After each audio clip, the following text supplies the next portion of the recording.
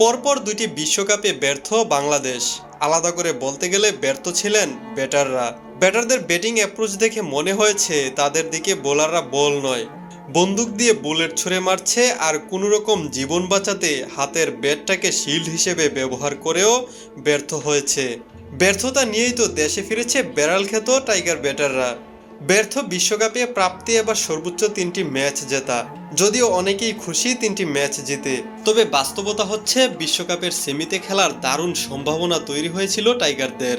যদিও শেষ পর্যন্ত আর স্বপ্ন বাস্তবায়ন করতে পারেনি বাংলাদেশ। আসলে বাস্তবায়ন করতে পারেননি না বলে বরং বলা উচিত যে বাস্তবায়ন করতেই চায়নি নাজমুল হোসেন শান্তর দল। সবাই যেখানে 11 জন নিয়ে মাঠে নেমেছে, সেখানে বাংলাদেশ তো খেলেছে মাত্র 5 থেকে 6 জন খেলোয়াড় নিয়ে, আর বাকিদের যেন নেওয়া হয়েছে শুধু একাদশ সম্পূর্ণ করার জন্যে।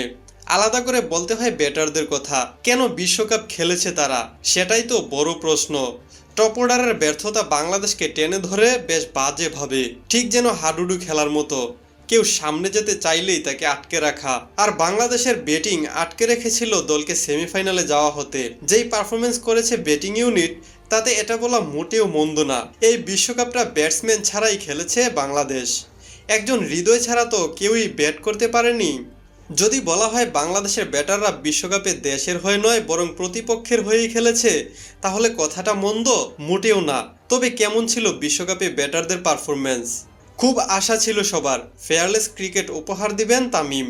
দিয়েছেন তিনি, তবে শুধু নিজের উইকেট বিলিয়ে। 7 ম্যাচে 76 রান, ব্যাটিং গড় 10, স্ট্রাইক রেট 100-এর কম। এটা একজন ওপেনারের পারফরমেন্স? এবার নজর দেওয়া যাক লিটনের দিকে। 7 ম্যাচে 23 গড়ে 139 রান করেছেন, স্ট্রাইক রেট 100-এর কম। সেমিফাইনাল নির্ধারণী ম্যাচে শুরু থেকে শেষ পর্যন্ত থেকেও 116 রানের টার্গেট টপকাতে পারেননি তিনি। দেশের হয়ে নয় বরং আফগানিস্তানের হয়েই খেলেছেন লিটন। দলের ক্যাপ্টেন অবশ্য বড় ভূমিকা রেখেছিলেন দলকে পেছনে টেনে নিতে। এভারেজ 16 আর রান 112।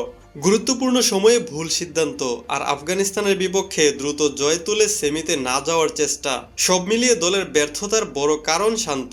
কোচের প্রিয় খেলোয়াড় সৌম্য, 2 ম্যাচে ব্যাট হাতে মাত্র 10 রান।